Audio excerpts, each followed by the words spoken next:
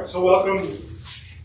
We've been talking about biblical servant leadership, and I've emphasized the biblical servant leader has three characteristics: proven character, doxological motive, and a divine agenda. So we spent 3 weeks looking at character. We're on the second week tonight of looking at motive, and then we'll look for a few weeks at the whole idea of the servant leader's agenda. So tonight, as far as motive goes, we're talking about the motive of having a passion for God's honor and a deep concern for the welfare of God's people. So,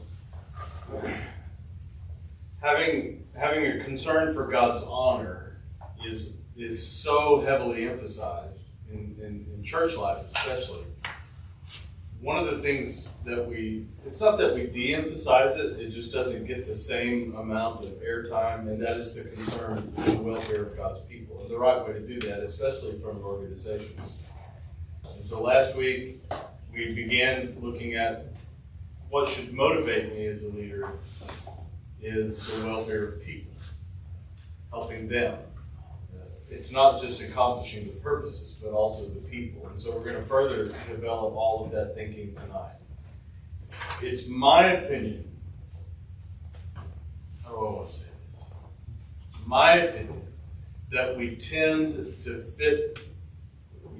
to try to fit people into molds in life, whether it's in our families, in the church, or other organizations. So let's think just about church life. How do we tend to fit people in the molds in church life? Look like each other. All right. Even the physical resemblance, that's interesting. What do you mean by that? And certainly historically, I think that's true because when I was growing up, every teenage boy in my church wore a suit and tie. You did not show up at my church in 1987, 1988 without a suit and tie. Yeah, women, when we attended Landmark Baptist, if you were a teacher or a worker, you had to wear dresses. Women had to wear dresses. It was, yeah. How else do we tend to try to put people in the molds or, categorize them, put them in their place? Their jobs. All right? Social levels. Yeah. Socially, maybe? Economic, socio-economic. Are you talking about specifically within the church, or just, yeah? I think when you look at volunteer roles in the church, I think some are more heavily, shaped for specific genders, male or female. Oh, interesting. I also wonder about, I think about when students come out of youth ministry and people are looking for a fit of how they're going to serve, it's common to go, oh, look, we'll find a youth ministry. There's some role in something that people are already comfortable doing that we just want to kind of force them into that volunteer role because it's a natural. It makes sense to us. Yeah. So, for instance, who's going to serve on the finance committee? Yeah, we think automatically business people, accountants. Who are those people? Are they always the ones who should be serving on the finance committee? No. Sometimes they're the worst ones to be on there. But back in 17, when we changed all that, or changed the setup, we were just looking for a warm body. Anybody? And Are you alive? That's not right either. Yeah. So how did we scare them off? You don't want to talk about God! That's pretty nice. Hey! I like it, John Deacon. I like it. Hey, Scott, Yeah. but I know, to me it seems contradicting what you just said, because I know the Bible says some are like talented in administration, some in hospitality. So how do we balance that? All right, that's a great question. We'll talk about that tonight. So your spiritual gifting is not necessarily equal to the talents you might have naturally. And so adding up columns of numbers or following the rules of accounting and all of that is extremely helpful. It's not necessarily a spiritual gift. And in a church, so you have to be able to see things a certain way, especially related to the finances. Is that true, Matt? Yes. Matt is learning. He's doing his tour of duty on the finance committee now. So it's just it's a different kind of reality. And so it's an art and not a science. How many times am I going to say that? So, for instance, now I'm going to say this because I want to. All right. So last week I spent a lot of time in the sermon on touching, talking about how the church has perceived my aversion to hugging over the years. And I thought I had explained all of that pretty well. This morning... That's why you fail. Are you recording this? This morning, a church member came up to me and she said, I had a friend tell me that when you first came to the church, you didn't like to hug people, that they fixed you now. So it's okay for me to hug you. And then she gave me this big hug, which is fine. But I thought, even now, people just assume certain things. And remember what I said was that it's not that I don't like hugging people, it's that it means something when you do that. It communicates something. And so that's not how you work a room, in my opinion. But it's funny how things get passed on. I've been put into a mold. I've been put into there's a stereotype at work here. But I've been fixed, apparently. It's all good now. That means you don't go to the bathroom in the house. That's right. That's how it's fixed. Means that before you leave tonight, I have to hug you. Scott, like you tell me last week, oh, now I'm going to get sick. And I did. This was a rough week. I didn't feel good all week. Okay. What are we talking about? So today, we're going to explore creating a place for individuality in our lives, especially in our roles as leaders. So whether it's in business or family or in the church context, leadership is never about forcing people into molds, but about empowering them to use their uniqueness, their gifts, their perspectives, their lives for the common good. We are not using people to complete tasks or to accomplish objectives. We're not using people at all. But we're empowering them to contribute to much larger things, important things. And so this is part of what motivates me. By serving people in this way, it contributes to God's glory and expresses my deep concern for the welfare of God's people. Now, over the years, in leadership theory, and especially you see this in management theory, leaders have disagreed about the place of individual expression in the service of organizational mission or goals. So how much should we allow people to be individuals and to express themselves while we're also trying to accomplish the organizational goals or the organizational mission? So we're going to talk a lot tonight about managerial theorists in the early 20th century who emphasized mechanistic models of organizational life and people being interchangeable parts in the machine. And your whole purpose is to accomplish, what the machine is supposed to accomplish. We'll also talk tonight about some of the contemporary or the newer ideas of organizational life and management theory, which has to do with a more organic, more humane approach. Rather than seeing people as the problem, see people as really the point of the whole thing. And so that's a big part of what we're trying to do as servant leaders.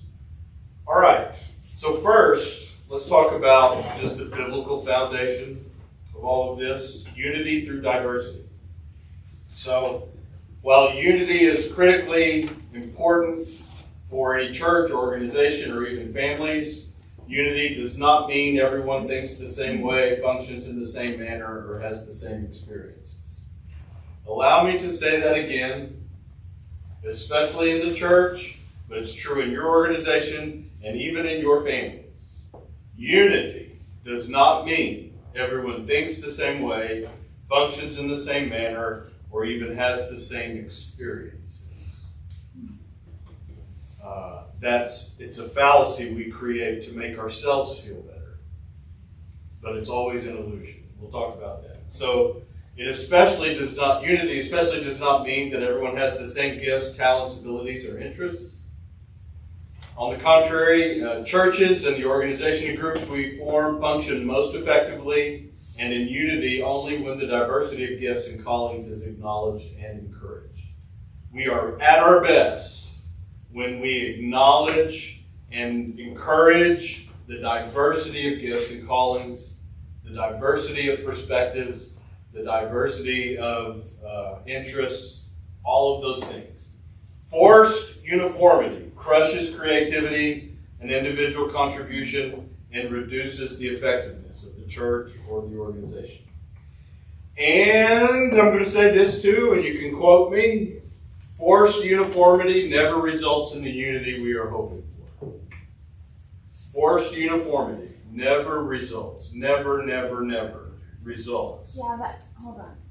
Did you say, is that written somewhere what you said, the first comment about forced uniformity? Forced uniformity crushes creativity and individual contribution. Forced uniformity never results in the unity we are hoping for. Why is that true? If it's true, and I'm telling you it's true, you don't have to take my word for it. But if it is true, why is it true? You can't force somebody to think like You can't force people to do anything, but especially to think like me. I tried. You have too, I'm sure. This doesn't work. What did you say, Michelle? It kills the growth. It's like putting pesticide on the weeds. Don't see. I love it. Yeah. All right. People are wild. I don't know if you've noticed that. Wild. One of the things the Bible teaches us is that love is wild. And it's wild because it must be free. And it can't be controlled. It can't be predicted. Love can be manipulated, coerced, But if it's really love, and this is the way that God deals with us, then we must be free. And so in this regard, especially in regard to your organizations and the church and your families, you can go watch Jurassic Park and find what happens when we think we can control every variable. Dinosaurs eat people when we think that. Not in real life, but at least in the movie. Nature finds a way. You cannot force creation, especially people, to conform to our expectations. They will always find a way to surprise us, to shock us, to delight us, to go outside the box. It is a given and should be expected. And so any kind of organizational concept that we put forth has to allow for the variable of people's wildness. They're just going to be weird and wacky and unexplainable. There's a lyric to a song that I like where the woman is talking to her husband and she says that you are 80% angel, 10% demon, and the rest is hard to explain. And I think that's so true of all people. That most often they're okay, but every now and then people get you understand what I'm saying. Okay. Also, I think going back to Michelle's comment about, thinking about growth. I mean, when I think about creativity, I think about that as stimulating growth in any organization, and especially in the church. So forced uniformity, if it's going to stifle that, then I'm just thinking about how, you end up with a place that just has a lot of people trying to accomplish the same thing all the time, and there's no forward movement. A lot of people pleasers. Yes. And a lot of anxiety. And so the forced uniformity is usually to make me feel better about you and the job you're doing and what we're doing together. It defines our relationships so that I don't have to deal with a lot of craziness. There's a lot that goes into that. But usually it's always about me. It's not about you and your potential and what you can bring. And it's not about any of that. It's about me trying to get you to behave in such a way so that I can feel better about everything that we're doing. And that is not the purpose of a servant leadership. So what's needed, especially like in organizations, is unity around certain core values. Unity around core values, including a shared mission, a vision, a purpose, goals, all of those things. So allegiance to these fundamentals gives the organization a common identity and a common direction, which is effectively implemented through diverse gifts and abilities of individual members. So, unity around certain core values, shared mission, vision, purpose, goals, and it is that allegiance to those core things, those fundamental things, that gives the organization its identity and direction. And people accomplish those goals through the use of their diverse gifts. So no passage of Scripture really emphasizes this more than 1 Corinthians 12 through 14. And so I put on here on the paper under the biblical thing, number 2 and number 3. Get together with some people around you and spend some time looking at 1 Corinthians 12, 4 through 7, and Ephesians 4, 11 through 13. And discuss how Paul characterizes the tension between individuality and bigger picture goals. Then for number 3, in your groups, discuss how Jesus demonstrated his commitment to individuality and creativity. How do you think Jesus demonstrated his commitment to individuality and creativity? So work on those things together. We'll discuss.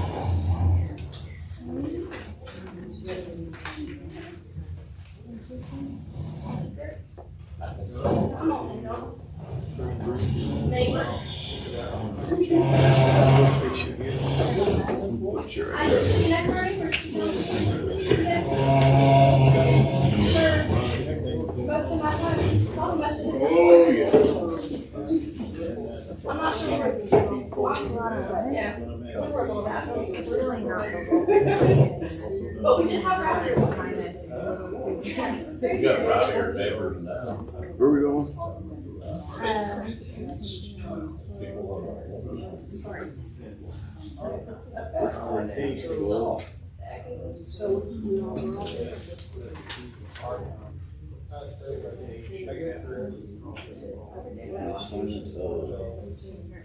Well, 4 says, now there are diversities of gift and the same Spirit. There are differences of administrations, but the same Lord. And there are diversities of operations, which is the same God who worketh in all. 7 says, but the manifestation of the Spirit is given to every man his promise withal. So that the body of Christ may be built Because of his purpose, because of the book of Acts. They all came together to build the Spirit. So, That was in 13. Until we all reach you. nobody has the And that's same what they took the idea. We almost all, none of us have the same gift, but we can work together to pool our resources. Let me read. But if you hold back together, I always say, Because the Spirit gives us what He gives us to benefit. Keep your eye on the That's funny, because they're reacting. Yeah, and then they something occurred, and they called me after a different matter, based on how the Spirit reacted. Even the presence of Christ coming back from resurrection, some place. Almost, no. But you know, the thing is, when you look at what happened in the ship, where did Paul stand up there? We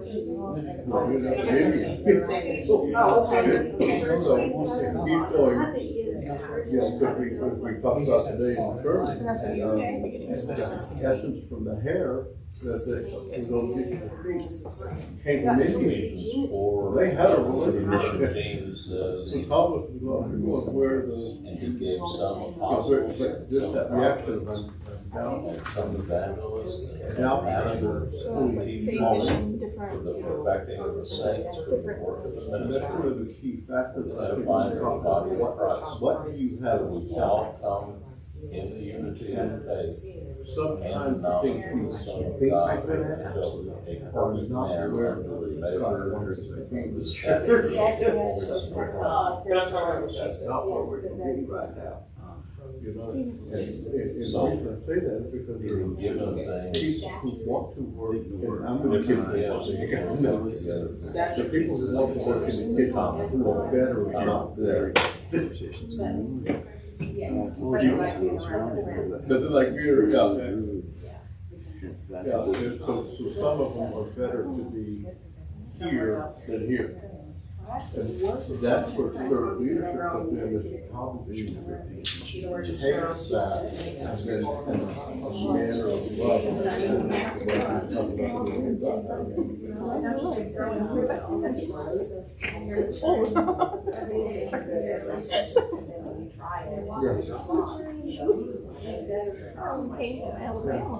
I may have a great passion for misspelling music.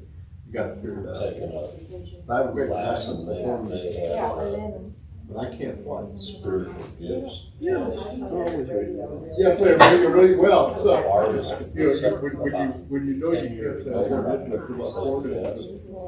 and I'm I not can sure. grow in respect of one thing. Well, Yeah. this is also. That's part of what you're talking about, especially when you go over the Ephesians. And that was practicing, I mean, for evangelism, that was the least of my, and that test was the least, but then the second time I took it, I've been going in the jail and talking to those guys all the time. And she came back to the hospital. Yeah.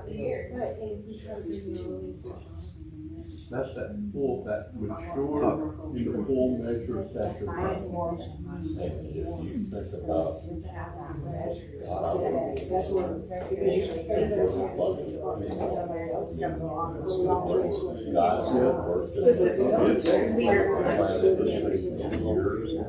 and we were bringing kids off the street. And laid out the work ministry for the building. That's how we want. They call us the I still understand how you. All the team. Good. but it was like, I still fight gave me more work. I got to do the job. And you're If question how you know, if Yeah.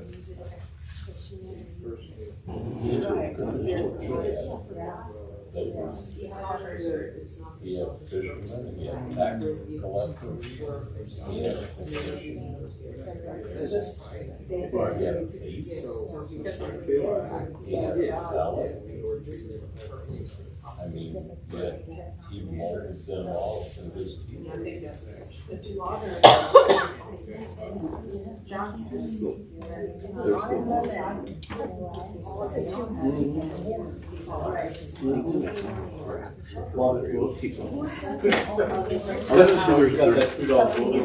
Until we attain unity. To me, that's the ultimate goal, not just to put this in.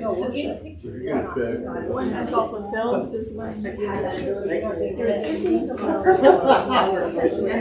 it says the until, so it's doing it, but there's, this is what it is, but until you do that. it's, the tools, when they're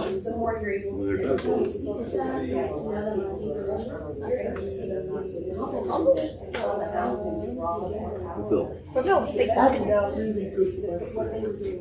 Because we've got stuff coming up in the church between now and the end of the year and then we're going to next year. Whether it be benefits, food, or operation. That's how Jesus demonstrated. Yes, they say you need to do.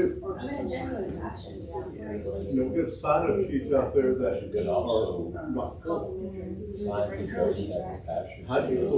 What we're trying to accomplish. And so it's We're real close to doing that. not just having this conversation. But About the people that he's working with, they put training in them, and they say, you're stubborn, and you don't want to, you know. He said, trying to impart on you 46 years. You don't know what you're talking about. They put me in charge of you, so do what I want. That don't make sense. right. So I'm kind of interested in individuality. You know, you've got a goal. Christ came to You know, it went along with us, the whole message, the whole But they're just not really what you have. Yeah, think about it. And there's the ones they found more diversity, and they use it. This is a leader's role. This is Jesus has his Because the core value. And then the church without and also so what? This is what you're doing, you're doing this. Because people will leave over that. Different ways. Not using people. That's what I see that I'm going to do. Yes. Yes. I got you. I think, yeah. Because it's, yeah, it's going together for the spirit.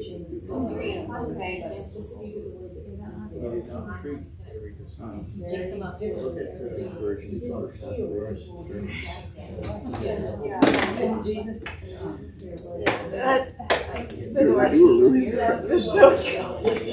You were really impressed. You were really impressed. The door, right to jail. I know what Mary or John.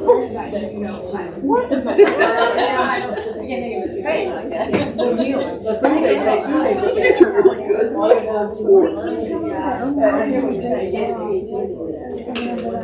You're all laying behind it.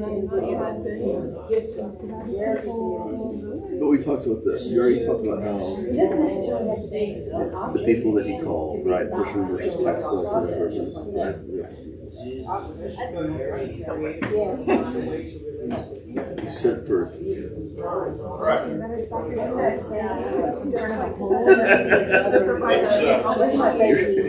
Let's discuss.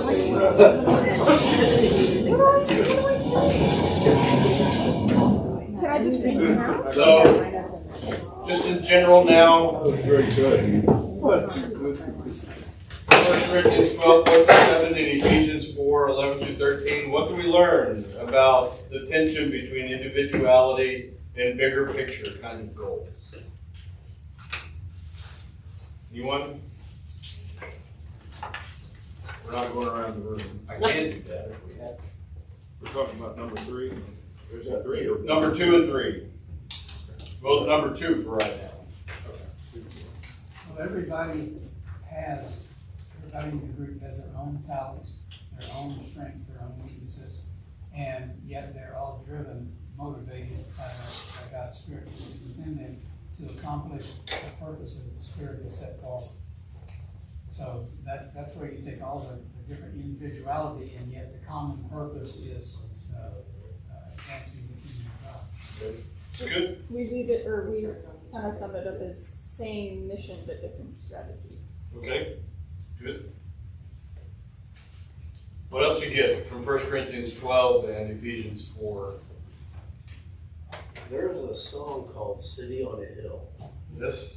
And it talks about this group of people and this group of people, and they all got disgruntled. So the crazy people left, and those that were, shall we say, less crazy, left, and the artists left, and there was nobody left. But then when they all came back together, it made a very powerful organization. what shows up in both passages there is for the profit of all the edification of the group. for the common good. And what a beautiful thing it is. So, who gives the gifts?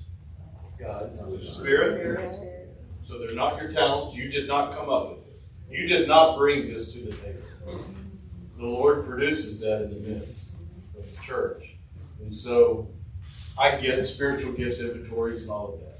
You need to just keep them in their proper perspective. The Spirit can produce in your life whatever the Spirit wants, based on your experiences and your life and how you walk with the Lord. But the Spirit produces what is needed for the church to do its purpose, or for the common good of the church. And so that's what Paul emphasizes here. Nobody has the same thing. Nobody has the same experience, and we need the diversity, Paul says. And then in Ephesians, he talks about the same, just the leadership gifts. Prophet, evangelist, pastor, teacher is for the equipping and edification of the church.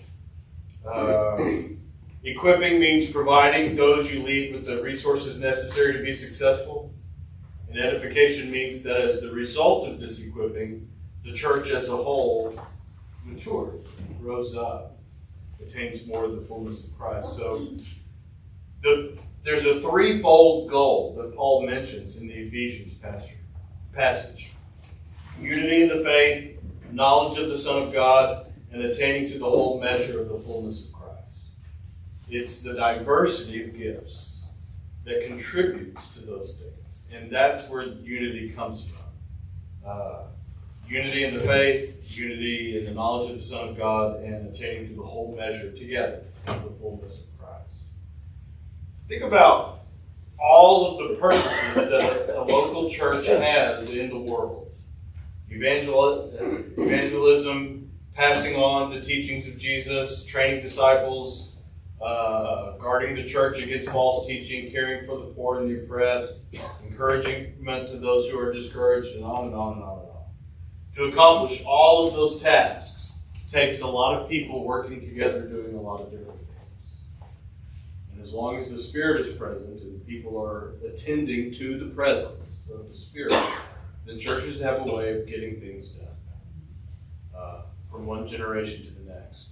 But it takes people, individuals, and with all their specialization, working together around a common purpose, a common good, for the things to get done. So, what do you think about Jesus? How did he demonstrate his commitment to individuality and creativity? Men he picked. Okay. All right.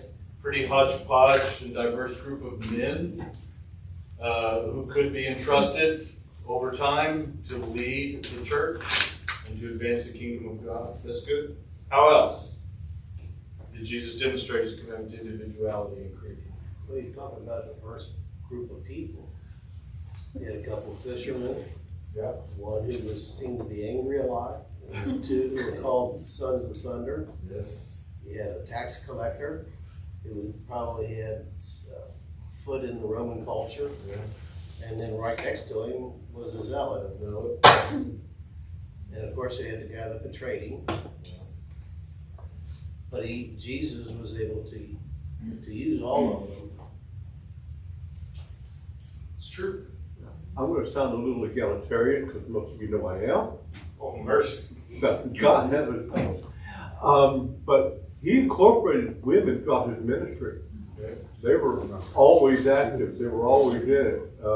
Someone had to cook for them, you know, as they were going out. Peter's wife. And we think about Mary and Martha, how they become major players. And who was at the tomb first? Who was the first to be declared?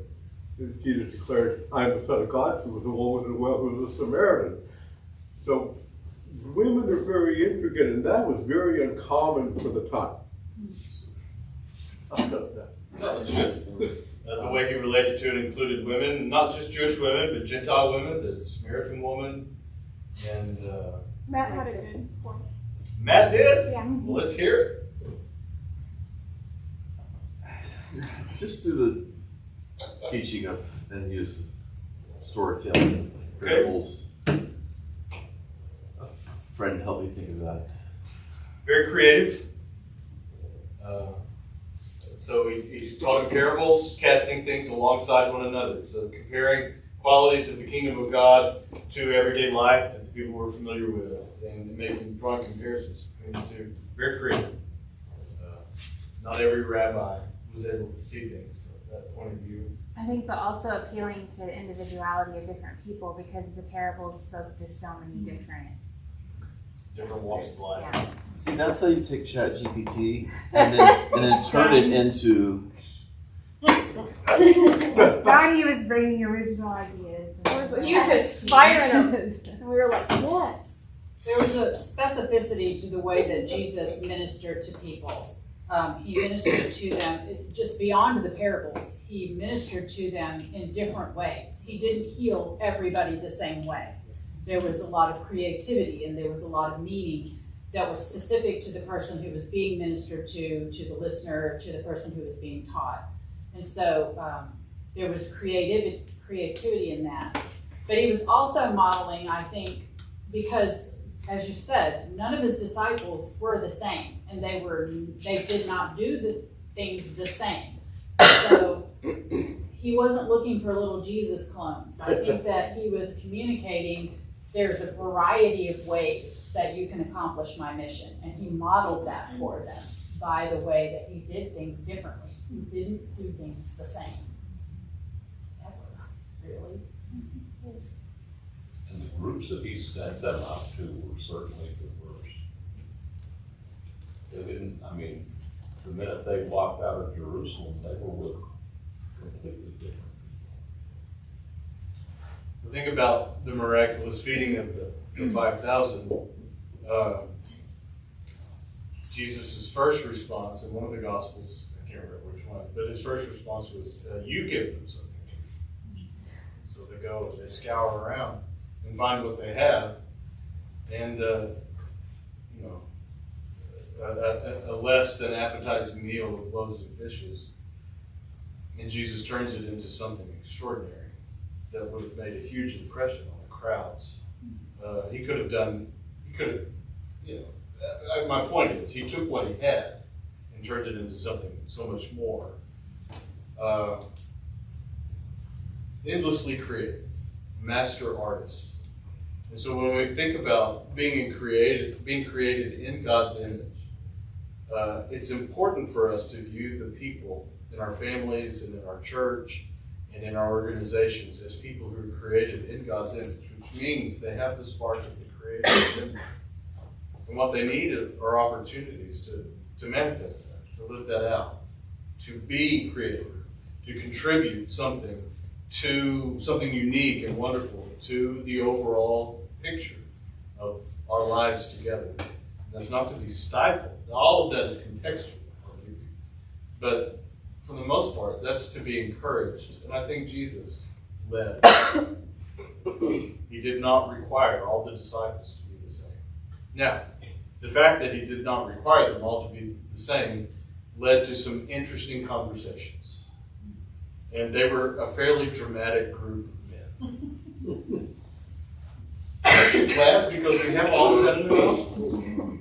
Yeah, all right. So, let's go over some things related to individuality and leadership.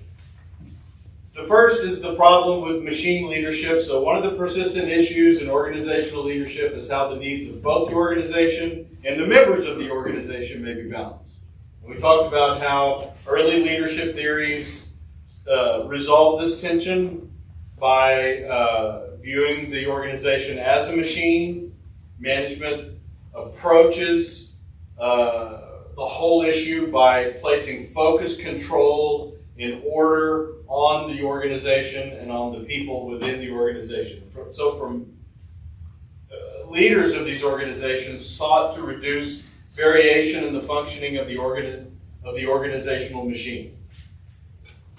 Uniformity, consistency, over time, that's what was valued, to produce the results we were all trying to produce. And the people are viewed as cogs in the machine. Your only reason to be here is to accomplish what we are trying to accomplish. We're going to use you up, spit you out, and replace you. It's that kind of thinking. The problem with this approach is that organizations, in these organizations, people are not valued for their potential, for their contributions. Their work is treated merely as a factor of production. They are expendable and interchangeable. Now, in the 1980s, you begin to have leadership theorists, and I gave you the example of Margaret Wheatley here. Wheatley characterizes these machine-like approaches to leadership as the old story in organizations. And so the old story is about creating better functioning machines. To produce or to increase production and efficiency in these better functioning machines, old story managers emphasize control of unpredictable behavior. You need to manage every human variable so that we can be as productive as we possibly can be. Wheatley says, in our machine organizations, we try to extinguish individuality to reach our goal of certainty. We try to extinguish individuality to reach our goal of certainty. The goal is for me to feel better. And so I will extinguish your individuality so that I can feel better about what you're doing, what we're accomplishing, and I can minimize the messiness that gives me a headache and heartburn, right? And that's the old way. And she points out, Wheatley, the problem, of course, is that humans do not behave or function like machines, and they never will. Have you found this to be true? I think it's true. It's funny though, the old way is now the new way because we're automating everything I and know. taking humans out of it. Now they are literally machines. Really, yeah. And AIs. So Wheatley observes that when the old story managers emphasize control over human individuality in these machine-like ways, we are led to believe that we, with our unpredictable behaviors, our passions, our independence, our creativity, our consciousness, that we are the problem that needs to be fixed, rather than the strength of the organization. People with all their individual talents and gifts and messiness are viewed as the problem that need to be controlled or fixed, rather than the asset, the real strength of the organization. So I wonder, how do we make people with all of their unpredictable behaviors, passions, independence, and creativity feel like the problem in our churches and in our families?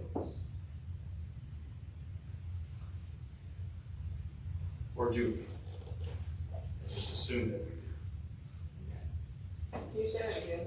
How do we make people with all of their messiness feel like the problem to be fixed? And we as Christians talk about them behind the back. Oh, that is so true. Okay. Okay. We would never do that. That's a sin. We use words like messiness to describe them.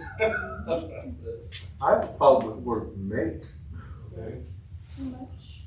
Do we make people, or do we make them the problem? Do we make them the problem? Do we make people do anything, or do we encourage and ask and bid without that concept of having to, that make has to bring a authoritarian kind of thing inside, which is sort of contrary to what we're talking about.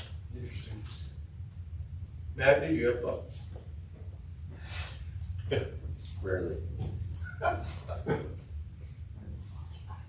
are there organizations that need everybody to be uniform? McDonald's. Army. I was thinking military. Oh, military, yeah. Even in the military. Now, to a certain extent, there's a movement towards decentralizing command and control so that commanders in the field have more freedom to accomplish mission objectives in certain situations. And so even they realize you can't always radio back in. Well, didn't World War II, that the reason the Germans failed so badly was because everything was centralized so much, whereas the American Army, you had your lieutenants and your sergeants in the field were able to make decisions that affected the battle? Possibly. I mean, that's just military history kind of thing. So let me give you an example. When I was interviewing with the church 18 years ago almost, they were trying to explain to me why we have two different kinds of worship services. And one of the people on the search committee said that the reason why we have two different kinds of worship services is because people are immature spiritually. And so when they grow up spiritually, we'll be able to have one worship service, one style of worship. And I thought, well, it's very interesting. It's these people that are the problem, and their spiritual immaturity. And if we'll just help them to grow up, then we can fix what I view as a problem, and that is that we have two different kinds of worship services. And I thought, well, that's very interesting. Very interesting. I became pastor anyway. But I'll never forget that. And we still have two. And we still have two. And so I'm just going to say, that's wrong. Everything that this person said was wrong. People are not the problem simply because they have a preference for a certain style of worship. That's not a problem. I think that sometimes the church values a person depending on what they're able to contribute. Okay? So, for an example, every time that we ever interviewed with the church, I was asked if I played the piano. I'm not kidding you. Consistent, without fail. It was the number one. And my answer of no was like, oh. Oh, maybe she has Wait, do you know how to play the piano? No.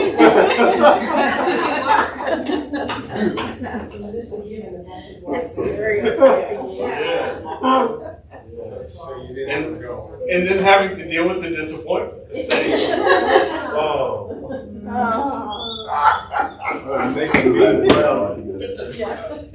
All right. Managing organizations like machines has the lure of efficiency, but at the end of the day, it works against human nature and works against the organization's need to tap into creativity and the human innovative spirit.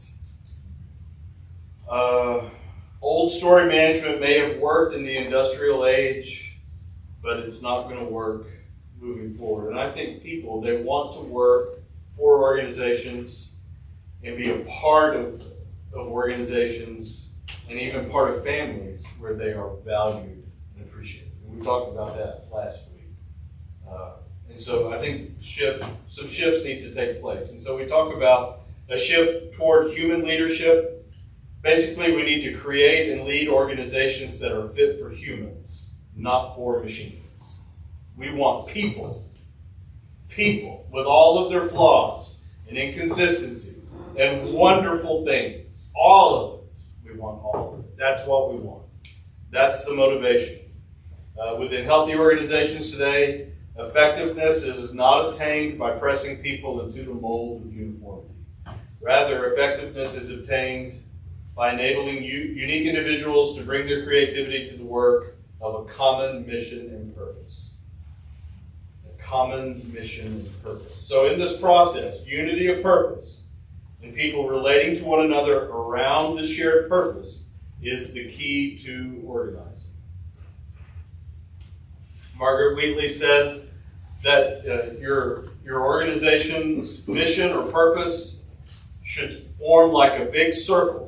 And everybody in your organization should be free to work and move within that circle as the Spirit moves.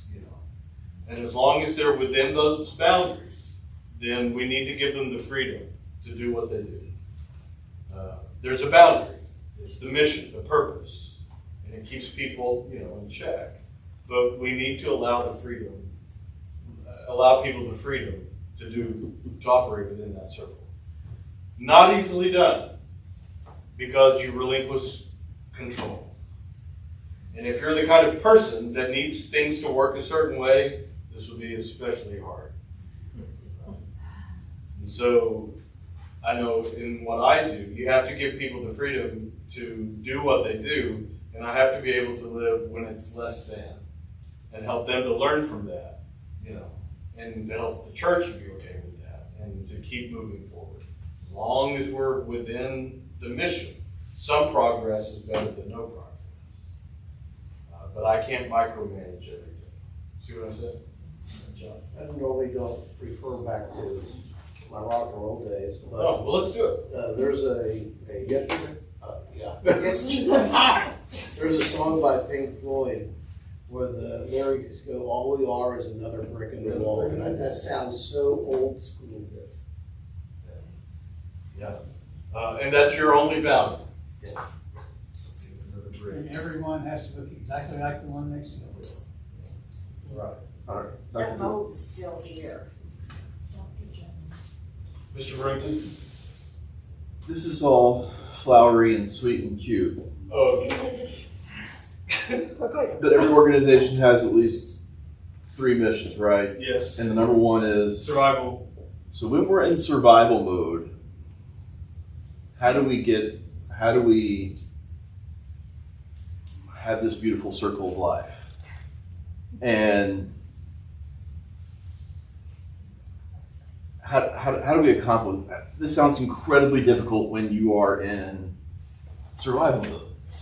It sounds nearly impossible. It sounds like we need to go back to, let's hop over in management and machines for a while. Go over to your shelf and pull down Kim Blanchard's 1 Minute Manager, dust that off, and do what it says. No, I don't know. So I'm going to tell you, in theory, the answer will be found in people's commitment to the mission or the purpose. And and I think that has to be developed and reminded of during the good times. Yes. And I think that's if you foster the creativity and you allow them to have the independence, you hope and maybe literally pray that the commitment will be there. So that when the system or the organization reaches survival mode and it's crisis and everybody's anxiety is through the roof, I want to be the one who's in the midst of that with a non-anxious presence.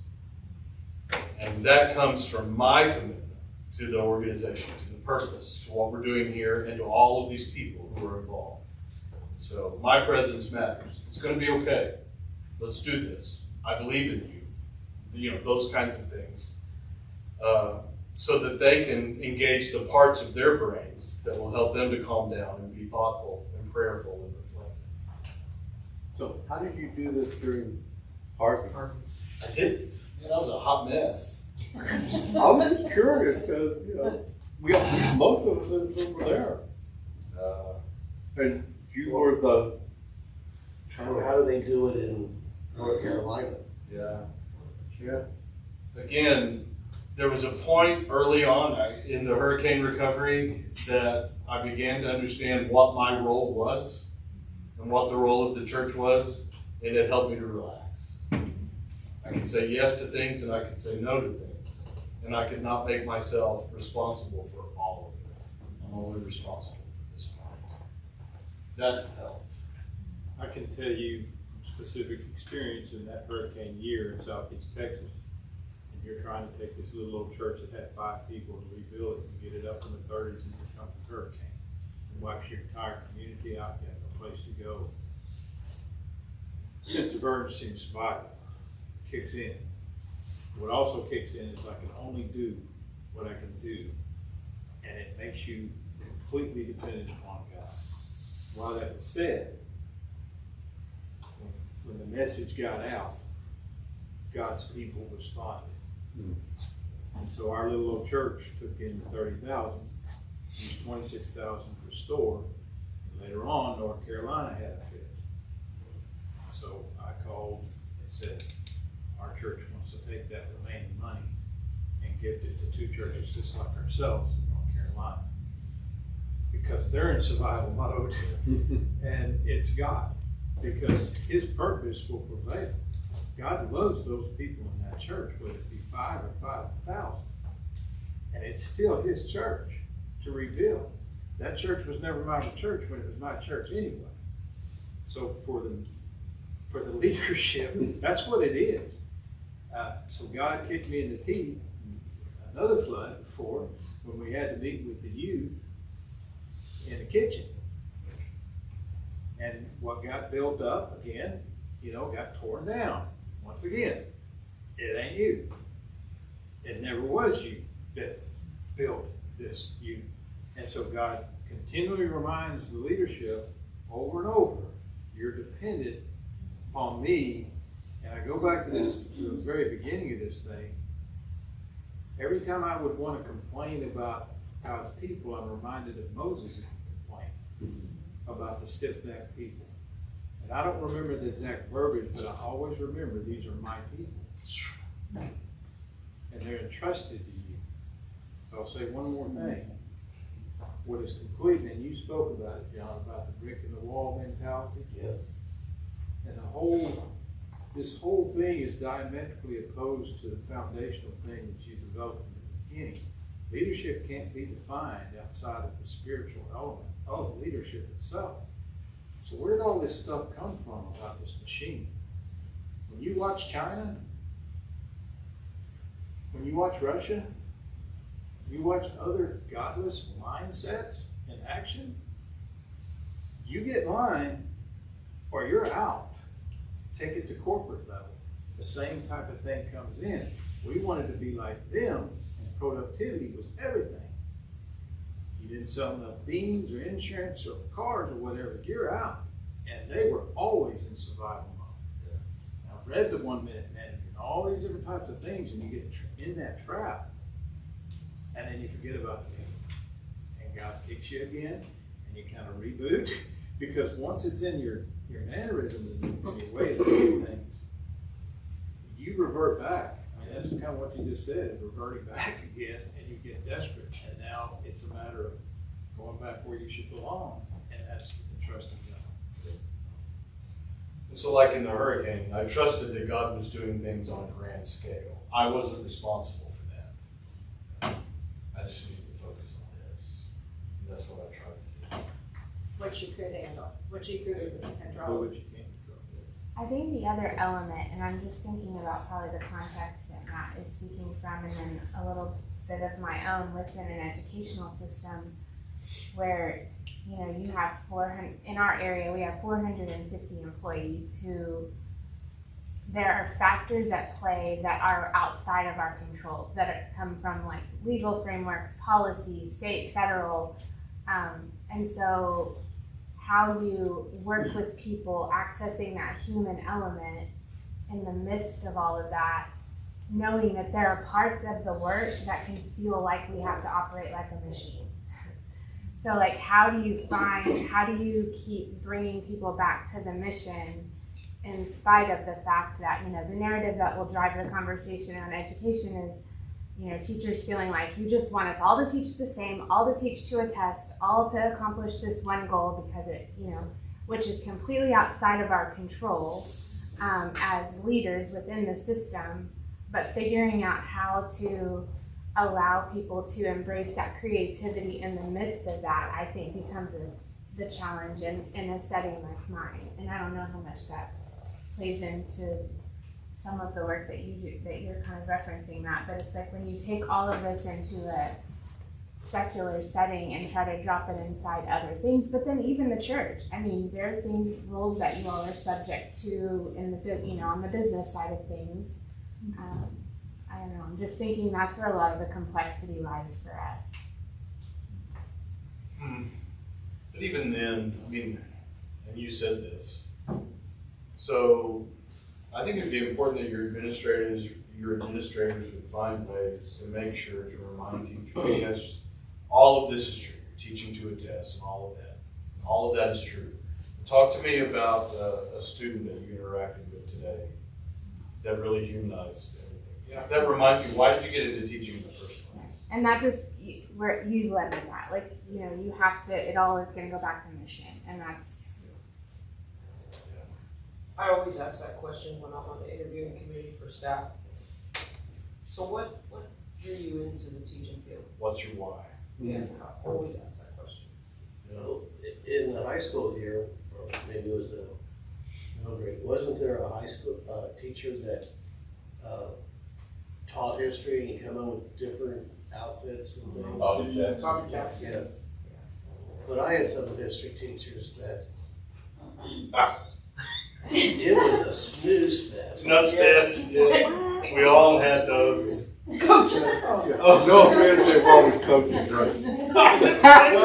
offense. That's not what I said. So we Let's have, move on.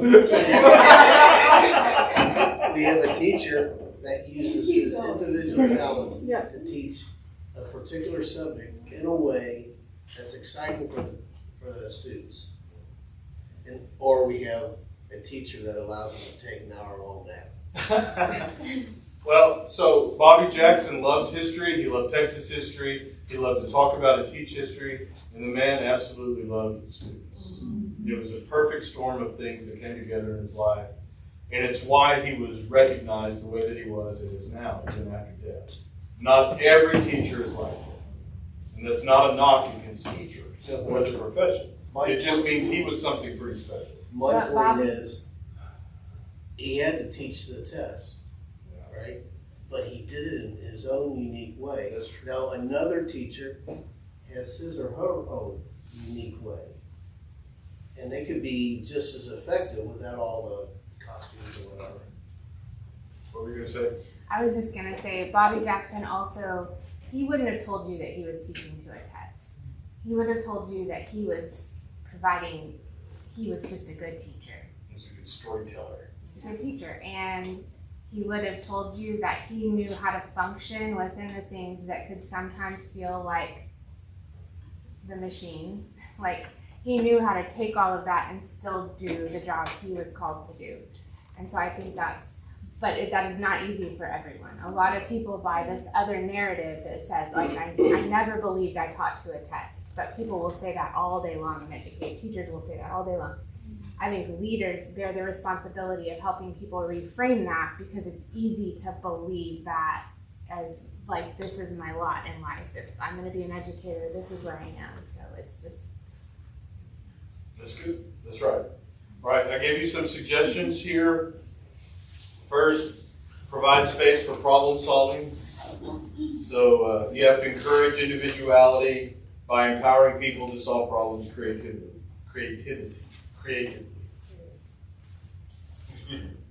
Give people the freedom. Give the work back to them. Give them the freedom to come up with their own solutions, and allow people to live with that, how they come up with solutions, for better or worse, and we're going to be okay. The second thing is provide space for individual expression. So in contrast to organizational approaches that emphasize uniformity, the practice of creating a place for individuality emphasizes leaders allowing for diverse expressions of style that take the individual into consideration. Always, always context matters. So you have to do what's reasonable within your context. For instance, I got tickled in talking with Michelle not long ago about she had to tell her high school choir students that they couldn't color their hair, right? I mean, so if you're singing in UIL contests with your choir, a certain amount of uniformity is beneficial to the performance of the way judges. Look, someone with purple or pink hair up there can be a distraction to the whole process. And so, on one hand, Michelle is such a tyrant and so close-minded for stifling the creative and individual expression of certain students. At the same time, students need to learn when they need to have a larger picture. It's not just about them. It's about the choir. It's about the school. I'm a part of something that's not just me.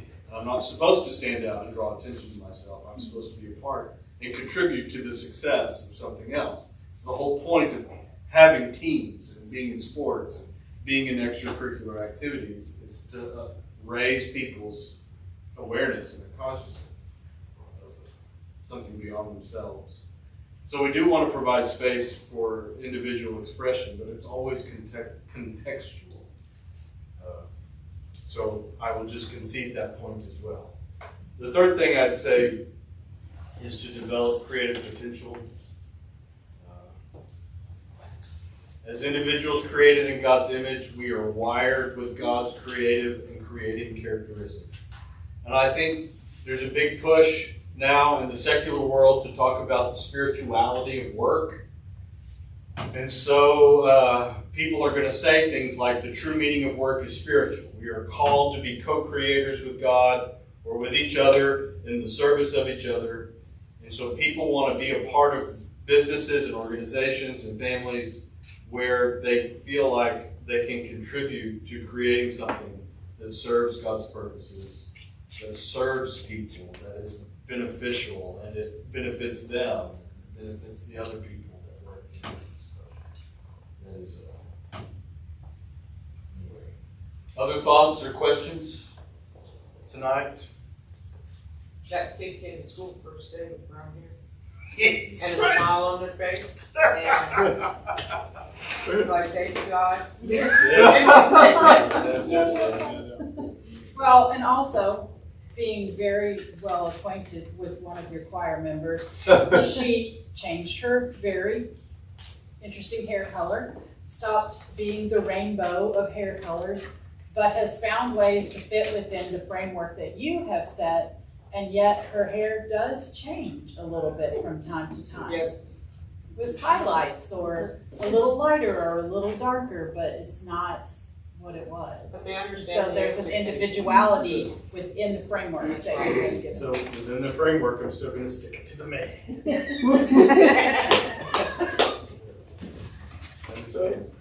And I respect that. My rebel heart just goes. Bobby Jackson would say that. Yes, you would. All right. I had a whole bunch of different scenarios for you to work out, but we're out of time, so we're not going to do that tonight. I'm so disappointed. Is there a cowboy game or something in Was there? about 20 minutes? The real motivation. Let me pray for you, and we'll be going. The Lord, we ask that you would save us from our own temptations to use people to accomplish our purposes. And instead, help us to see people as an important part of everything that we're doing. And let that be our motivation, their benefit, their good. And to trust that as we serve others, that you will help all of us to rise to the purposes you have in mind. And so help us to be wise about this, to be discerning, to be compassionate, to be strong when we need to be, to say what needs to be said, but to say it in love. And I pray, Father, that your will would be accomplished in our families, in our organizations, but especially right here in our church. Bless these folks now as they make their way out into the evening. And I pray that your will would be done in their lives. We love you in Jesus' name. Amen.